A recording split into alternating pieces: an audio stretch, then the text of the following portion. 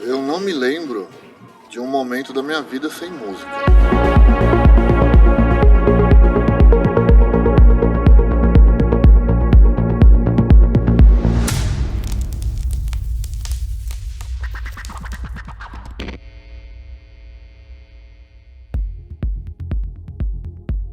Porque eu comecei a tocar, discotecar mesmo com 12 anos de idade. Isso foi em 1992.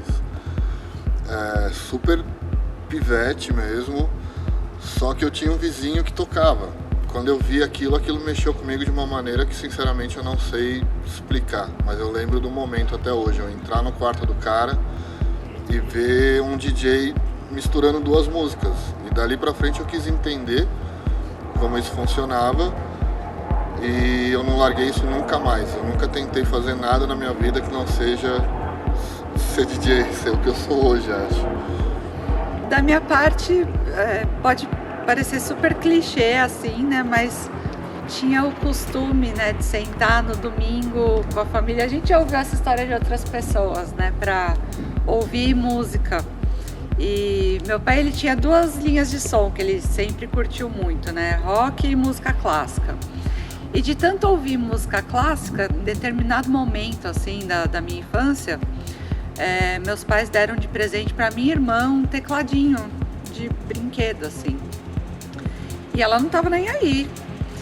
Mas eu peguei o tecladinho e eu comecei a tirar música clássica do teclado. Aí eles pensaram, putz, tem alguma coisa aí. E aí eles investiram um pouco em mim, né? Tive aula de teclado e tudo mais. Na minha adolescência eu fui conhecer realmente música eletrônica. Só que os meus pais, eles eram bem severos, assim, né? Então era aquela coisa, só vai começar a sair depois dos 18 anos. Eu falei, então tá bom, quando eu fizer 18 anos, vocês tentam me segurar. E foi justamente com essa idade que eu conheci o Skull Beats, então já passei a noite, assim, fora de casa, num festival grande. E foi realmente o Skull Beats de 2002. Eu lembro que foi a última edição que rolou no Autódromo de Interlagos. E pra mim foi um lance muito surreal, porque eu era muito novinha e eu pesquisava muito sobre aquela cena clubber que estava rolando na época, então eu queria estar no meio daquela galera misturada. Então eu lembro que eu comprei uma camiseta da Cavaleira super colorida para poder estar lá, e um monte de pulseirinha, e pintei meu cabelo de roxo, assim, sabe? Eu queria estar misturada ali com o pessoal. E foi muito insano, porque eu lembro de que uma das primeiras coisas que eu fiz quando eu entrei no festival foi ir para a pista de drum and bass, que era o estilo que estava mais em alta, assim, na época. Então, tipo, lá eu tive a oportunidade de ver o Mark, o Patife, o Gold, que eram os caras que estavam, tipo, estouradaços, assim, no momento. E esse festival especial tem um lance que eu nunca vou esquecer, que estava tão cheia essa pista, estava tão lotada a pista de drum and bass, que pingava suor do teto da pista, assim. E eu pensava, meu Deus, que nojento, mas ai, que delícia, tipo, foi um misto de emoções, assim. E não tinha como não alimentar essa coisa de querer estar sempre ali, né? Aquela adrenalina, e ouvir aquelas músicas que eu nunca tinha ouvido, né? Eu gosto muito de receber informação nova, assim, sabe? De qualquer coisa, sabe? O Renê sabe bem, eu gosto de sempre ir num restaurante novo para poder experimentar comida diferente. Então eu gosto de descobrir música nova o tempo inteiro. Então ali foi um momento chave, assim, foi muito especial mesmo.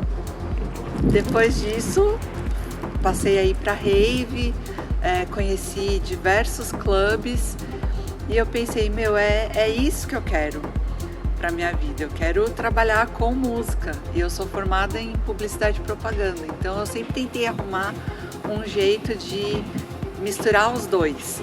Então o começo da minha vida profissional com música foi nos bastidores. Só muito tempo depois, quando a gente já estava junto, é que eu fui pensar de verdade em ser artista. Tá, já eu acho que festival grande também foi Skull Beats, só que em 2005. Eu queria muito ver Prod, queria muito, muito, muito. Eu tinha todos os discos e eu me lembro da oportunidade de vê-los no Brasil e eu falei, cara, eu vou. E realmente foi uma festa que mudou muita coisa na minha cabeça, assim, porque, primeiro que eu nunca tinha visto tanta gente junta curtindo música eletrônica. E eu tive essa experiência também na pista de drum and bass, de ver o Mark tocando e uma vibe realmente insana, coisa que é até difícil da gente ver hoje em dia, pessoas tão ensandecidas pela música. E ali eu tive uma visão muito louca, que eu conheço o Mark muito antes disso, né? Eu comprava discos com o Mark e tal, no centro da cidade. E ali eu vi o artista realmente, não era só um DJ tocando, era um cara que ele faria minha avó dançar se ela estivesse ali. Porque ele é a música dele, ele, sei lá, eu não sei explicar. Mas eu vi que tinha alguma coisa além do que eu pensava, que era, pô, o cara vai lá, vira música e tal, beleza. E não, tinha mais coisas. E é difícil a gente entender isso, e eu busco isso até hoje. Não é pra nós, assim, que a gente seja parte de um contexto. Acho que é daí que vem o lance do artista e não só do DJ ou só do produtor, etc. Na verdade, a coisa fluiu de um jeito muito estranho, porque a Camila é uma pessoa que ela não sabe ficar quieta de forma nenhuma quando ela está dentro de um recinto. Então, quando a gente foi morar junto, a gente combinou que não ia ter som em casa, assim, tipo, para produzir, né? Não ia ter meus equipamentos de produção. Mas eu burlei as leis e montei um estúdio na nossa sala.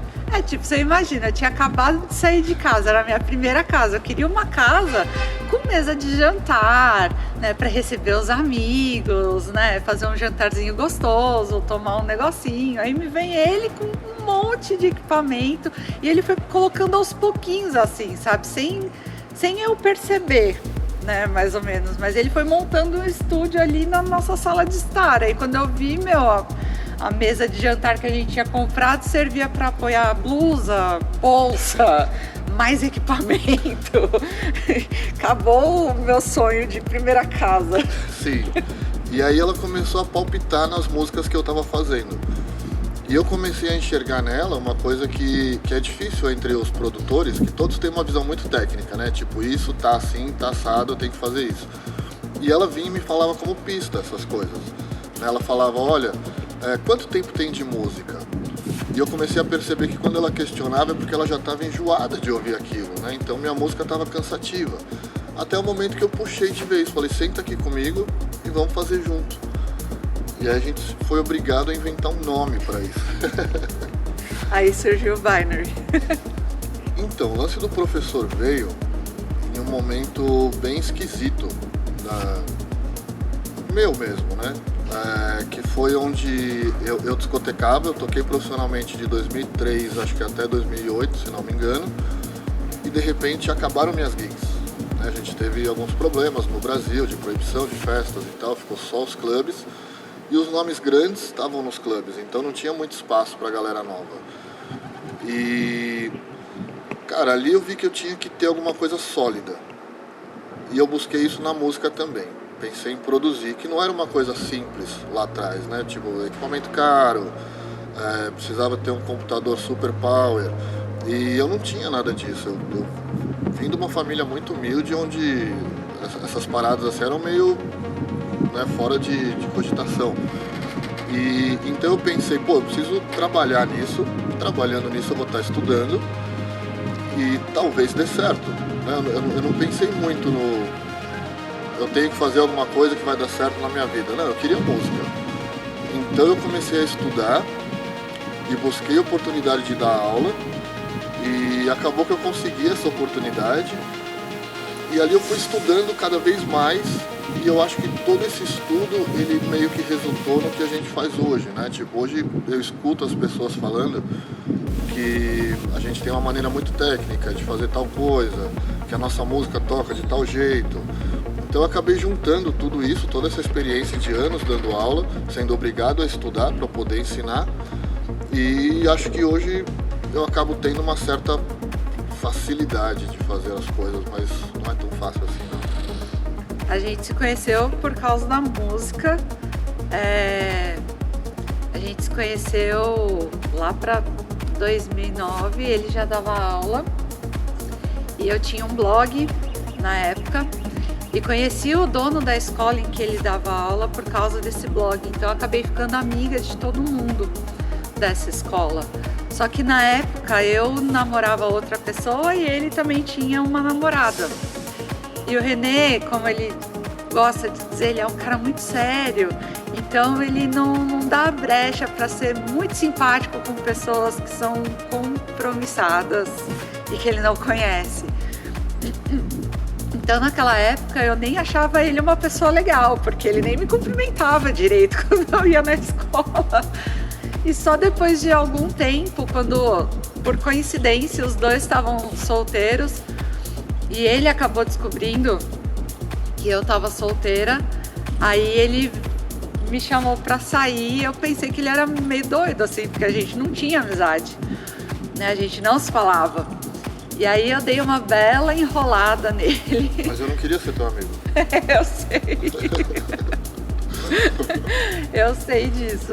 A música esteve sempre ali, porque como ele já era professor de produção, e na época que eu fui até a escola, me presentearam com um curso de DJ e eu tava sempre ali trocando ideia, então tipo, tá tudo misturado. Putz, eu sempre vou ser influenciado pelaquela época, porque nos anos 90 tudo era muito mágico em torno da música eletrônica. A galera ia para clubes na Zona Leste para escutar música e ponto final. Só que a gente não tinha acesso à informação. Então a única informação que vinha era do DJ.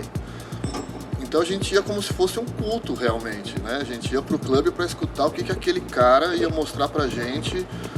E muitas vezes a gente saía do clube bobo, tanto com a habilidade do DJ de juntar coisas e contar uma nova história, como músicas que a gente nunca tinha escutado e a gente olhava pra cara do outro e falava, o que é isso? Não existia Shazam, não existia nada disso.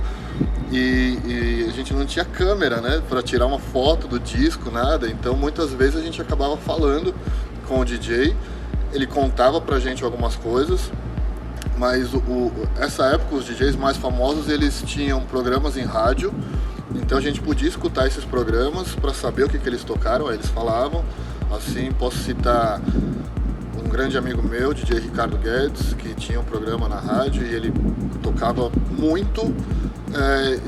Tipo, no caso, o Mark era mais fácil porque ele trabalhava em loja de disco, então ele já te fazia a propaganda para você comprar e a gente ia pro centro, todo mundo, para comprar discos e ficar trocando ideias sobre música. Essa era a nossa internet, né? Se encontrar no metrô, ir pro centro, comprar os discos, escutar música. Na época era gostoso, era um passeio, né, que a gente tinha entre os amigos, de ir pro centro ouvir música e trocar ideia com esses DJs, justamente porque a gente não pensava em ser DJ. A gente queria só tocar em casa, tipo, era diferente. Eu acho que a galera antigamente queria só tocar música, né? A gente queria virar música. E não pensava em tocar em noite, isso era muito longe, assim, era um lance muito distante. Hoje eu vejo que a diferença é muito grande, né? A galera já quer sair tocando, quero ser profissional antes de tocar. A música muitas vezes nem importa. Então eu tento fazer o quê? Eu tento trazer para hoje em dia aquele momento. Quando eu vou pesquisar música, eu não baixo milhões de músicas, eu baixo só o que realmente mexe comigo e o que eu conheço. Eu conheço todas as músicas que eu toco. Não tem nenhuma ali que, nossa, eu não lembrava dessa música. Ou essa aqui, pô, nem sei de quem que é. Tipo, eu não tenho isso. Eu sei todas, conheço todas. Acho que por isso que eu consigo hoje montar um set que mexe com as pessoas. Porque ele realmente conta uma história. Porque essa história foi contada pra mim por esses caras que eu falei há 30 anos atrás. Então eu trago isso para hoje em dia. Isso acabou virando experiência, né? A brincadeira, o lance de ir no centro, comprar disco, que era um tesão enorme comprar disco, ter o físico na mão, ainda mais que era super difícil de chegar no Brasil, era caro. Hoje é barato, é rápido, é fácil, então eu tento dar o mesmo valor que eu dava para mídia digital hoje, pro meu MP3. É o que eu tento fazer, assim. Então era muito mágico. E realmente eu acho que as músicas elas eram feitas de uma maneira diferente. Querendo ou não, hoje, pelo computador estar na minha casa, eu posso fazer qualquer coisa e falar, acho que tá bom, e mandar logo pro outro lado do mundo. Naquela época não, tinha que ter um investimento em cima da música para que ela chegasse nas gravadoras. Então vamos pensar que o cuidado era, eu vou investir nessa música para que ela dê certo, eu acredito nela, senão a minha banda, meu grupo vai acabar e eu não vou fazer isso nunca mais. Então acho que o valor que o produtor dava para fazer aquele produto e entregar tinha muito mais cuidado, sentimento envolvido do que hoje em dia. E acho que também, pelo estilo de som que a gente produz hoje, acho que a gente recebeu tanta informação do estilo de som que a gente curtiu muito nas nossas épocas, né? Porque o René vem do acid, do hard techno, eu venho do psytrance e do prog trance. Então, quando a gente resolveu morar junto, era a gente disputando para ver o que a gente ia ouvir mais, assim, na época. Se ia ter mais prog dentro de casa ou se ia ter mais techno. E calhou que a gente juntou a influência de todo mundo aí, Melodic Techno. E para vocês terem ideia, quando eu comecei a tocar mesmo, em 92, o único acesso que a gente tinha à música eletrônica era a rádio. Então eu tocava música de rádio mesmo. Talvez o que eu tocasse na época, que era Master Boy, Culture Beat, seja o David Guetta hoje. Mas era o que a gente tinha. A gente só descobriu o underground realmente indo em clubs de periferia, ouvindo DJs tocando. Era a única forma. O underground chegava pra gente dessa forma, não tinha outra. Não tocava em rádio. O que me marcou mais foi o primeiro clube que eu entrei na minha vida, que se chamava Toco. Era na Vila Matilde, aqui em São Paulo. E o residente, na parte de baixo, que era mais pop, digamos assim, era o Ricardo Guedes. E em cima, quem tocava na boate era o Mark. E nisso eu acho que o Mark devia ter, sei lá, hoje eu acho que ele tem a minha idade. Então ele devia ter mais ou menos uns 17 anos, 18. Ele já era um DJ incrível nessa época. E a atmosfera de... imagina um menino que sai, querendo ou não, de um condomínio e entra de repente num clube onde tem todo tipo de gente e toda essa galera que estava lá era justamente para a mesma coisa. Então a gente se encontrava e tinha isso em comum. Todo mundo queria ouvir música, todo mundo queria ou ver o Mark, ou ver o Ricardo Guedes, ou o DJ Vadão também, que era residente lá. E todos esses caras são história e fazem parte da história da música eletrônica do Brasil, assim, acho. Então era extremamente especial, esse clube me marcou. Então, acho que da minha parte, eu estava muito mais já ligada ao movimento rave, né, com o psytrance. Eu tenho boas lembranças de clube, acho que mas não tanto quanto o René, assim. Eu lembro que eu tive excelentes noites que eu passei no Amp Galaxy, onde eu ia lá para ouvir Electroclash. Mais pra frente tive noites maravilhosas na Pachá, onde fui ouvir música comercial, mas a minha paixão mesmo sempre foi festa em sítio, tanto que assim, uma das festas que mais me marcou foi Experience. Acho que eu fui em todas as edições, desde que eu comecei a ir em rave, Experience sempre teve no meu coração, assim. Putz, eu acho, eu vou puxar a sardinha de um brasileiro que eu me lembro do momento ainda. Eu fui em uma festa, a primeira rave que eu fui era uma festa no Espaço Nardelli. Hoje eu acho que nem tem mais festa lá, era uma rave. Isso deve ter sido em 2000, 99, por aí. E eu tinha um amigo que ele já era conhecedor, né, do movimento rave e tal. E de repente ele falou, olha, escuta essa música, o nome dela é Pontapé. E dali pra frente eu nunca mais esqueci a Pontapé do Renato Cohen, que eu acho que é um cara que ele conseguiu levar o techno para outro lugar, assim, né? Tipo, de lançar no Intec do Carl Cox há tanto tempo atrás, não era tão fácil, né? Tipo, pô, vou tentar mandar um e-mail pro Carl Cox aqui, não existia isso. Sei lá como é que chegou a música no Carl Cox, mas realmente é uma música que me marcou por estar nesse momento na festa, escutar e eu tava muito deslumbrado com o techno, né? A primeira rave mesmo, assim. E é uma música totalmente atemporal. Se eu for tocar hoje, tocar pontapé, ela vai fazer o mesmo estrago que ela fez há 20 anos atrás, assim. Há 20 anos não, um pouco menos, né? Não sei quantos anos, mas lá no meu comecinho de rave, ela faria o mesmo estrago em qualquer pista, em qualquer lugar do mundo. Eu acho que pontapé é pontapé, e o Renato Cohen foi iluminado ali nesse momento. Eu já tive a oportunidade de falar pra ele que eu sou fã dele, justamente por causa disso. Eu acho muito importante os caras que fizeram a coisa acontecer, né? A gente tá no caminho de uma galera que já tava lá na frente abrindo espaço quando tudo era só mato. Acho que da minha parte, eu tenho um momento assim muito fresco na minha cabeça da época ainda que eu tinha o Caixa Direita. O Caixa Direita, ele foi um blog onde eu falava sobre a cena rave de Psytrance.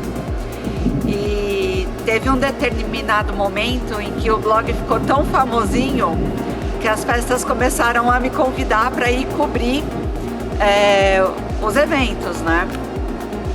E eu lembro que quando teve o retorno da Tribe, que ela ficou um bom tempo sem acontecer, e aí teve o retorno da Tribe, eu fui convidada para ir tirar foto, fazer o review da festa. E sei lá, eu dei uns perdidos ali no segurança, acabei conseguindo subir no palco de techno. E naquele dia, quando eu consegui subir no palco, tava tocando o Stefan Bodzin. E ele tocou a Rubbing, que é uma clássica dele. E nesse momento eu tirei uma foto muito incrível, que tipo, o sol tava nascendo e tava, com um show de luzes assim dentro do palco. Foi uma foto incrível que eu tirei dele, que até ele pediu para eu mandar para ele postar no Facebook dele na época. Então acho que, e a Rubbing, qualquer lugar que toca também, até hoje, não tem uma pessoa que fica sem pular, sem dar um grito, sem dançar junto. Então acho que a Rubbing é uma track que marcou, assim, pra mim. Isso é um negócio que, quando perguntam pra gente, a gente sempre fala que é muito difícil, assim, de especificar um número, assim, porque toda gig que a gente faz acontece alguma coisa de especial, seja aqui, seja lá fora. É óbvio que quando a gente vai pra fora tem um gostinho especial, querendo ou não, são dois brasileiros, tipo, que não imaginavam estar chegando nesses lugares onde a gente tá chegando. Então, quando a gente tocou na Muralha da China, tipo, não tem nem o que dizer, a gente tocou na Muralha da China. Até hoje eu não entendi muito bem também. Não tem muito como descrever a sensação, assim, é maravilhoso, sabe? Você tá lá do outro lado do mundo com uma das maravilhas do mundo atrás de você e aquele mundo de gente dançando na tua frente. E gente de todas as partes do mundo, assim, né? Foi um festival diferentão que rola lá, um festival para gringos, não tinha muito chinês lá, por incrível que pareça. Então foi surreal e tinha gente chegando lá e falando: putz, eu tava louco para conhecer o projeto de vocês, ver vocês tocando. Então foi incrível, assim. Ou até mais próximo, na Argentina, que foi a última gig internacional que a gente fez. A gente tocou no Crobar, que é considerado o melhor clube da Argentina. E lá é lindo, e tava abarrotado de gente, e a gente era headliner, então, tipo, sei lá. Agora, aqui no Brasil, nós tivemos duas experiências muito emocionantes mesmo. A primeira foi no Caos, em Campinas, porque a gente chegou para abrir pro gringo. Esse era o nosso papel.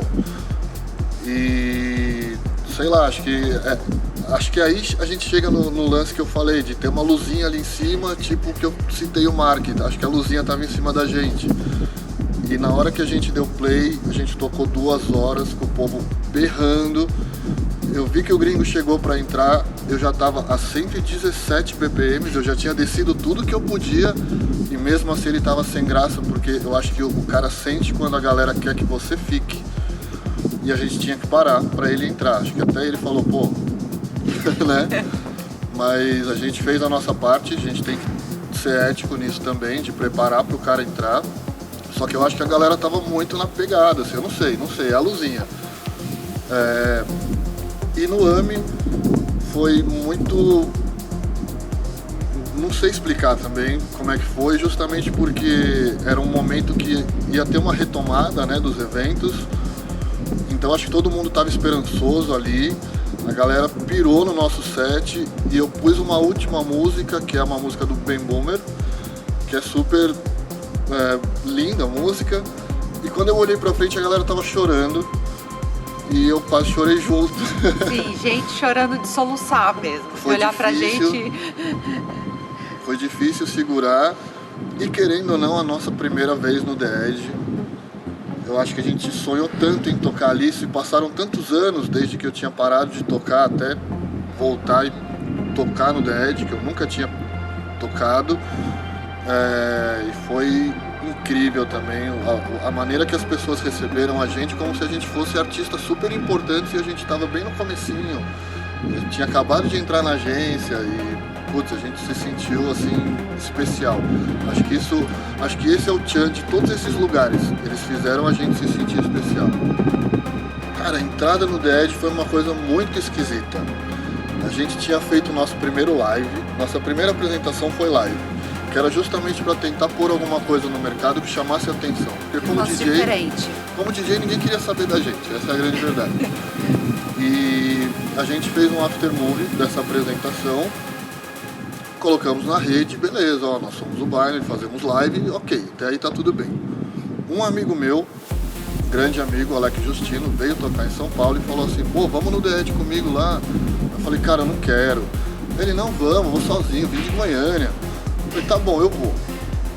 E cara, eu tive acesso à parte ali do camarotezinho. Do camarote, porque eu tava com o Justino, porque eu não conhecia ninguém do The Edge. E eu subi ali e de repente eu tava ali parado, quieto, vendo o Renato tocando. E o Renato olhou pra minha cara, eu não conhecia ele, conhecia de ver, né, mas não conhecia. O Renato olhou pra minha cara, largou o fone e veio falar comigo. Falei, pô, acho que eu vou apanhar do cara, não sei, né, esquisito o cara te olhar e andar na tua direção. E o Renato veio, apertou minha mão e falou assim, cara, eu vi um vídeo de vocês, achei incrível, eu quero vocês na agência. Eu fiquei mudo, só balancei a cabeça assim, né, um cara desse tamanho. E ele falou assim, segunda-feira, o Stefano, que era o gerente da agência, vai te ligar porque eu quero vocês fazendo parte do The Edge. E eu só falei, tá bom. Tipo, foi só isso. E realmente dali pra frente eles abraçaram a gente de uma maneira que a gente nunca vai ter como agradecer, na verdade, né? De proporcionar tudo que eles proporcionam pra gente. E desde o princípio eles construíram uma relação muito honesta e verdadeira com a gente, né? Então, na primeira reunião que a gente teve, eles foram super claros, tipo, ó, a gente tá começando, é um trabalho que tá bem no comecinho, então não largue o emprego de vocês, né? O cachê vai começar com tanto e, meu, tem que construir, a gente sabe que é assim. Então, da mesma forma que eles deram essa oportunidade pra gente, a gente abraçou e sabia que ia ter que trabalhar muito para poder conquistar o que a gente vem conquistando. E a gente deve muito assim a eles, sabe? A nossa relação é de muito carinho. E né? de amizade realmente. De amizade. Né? Dali nasceu uma amizade muito grande entre todos nós. Com o Renato, com a Ana Biazin, com a Ariana, que hoje é a nossa atual booker, né? A gente não fala só de trabalho, né? A gente, sei lá, de vez em quando vai jantar na casa do Renato, fica falando besteira a noite toda. Sim, acabam sendo pessoas que se preocupam se a gente tá bem realmente, né? Não é só o lance de vender dinheiro, etc e tal, não é só isso. A gente tem realmente uma amizade, assim, um clima muito bom, assim. Então eu acho que complementando aquele lance das músicas, eu acho que de alguma maneira, no tecnomelódico, a gente conseguiu criar sensações para as pessoas que estão ali na nossa frente que a gente não esperava. A gente realmente consegue emocionar pessoas com a nossa música, com coisas que a gente cria dentro de um estúdio em casa. Então eu acho que isso que acabou batendo lá nos gringos para que eles falassem, pô, vamos tocar a música desses caras. Eu acho que foi isso, acho que eles também sentiram isso. No fim das contas, todos são humanos, querendo ou não, né? Famosos ou não. Então acho que a gente conseguiu chegar nesse ponto de emocionar as pessoas com a nossa música.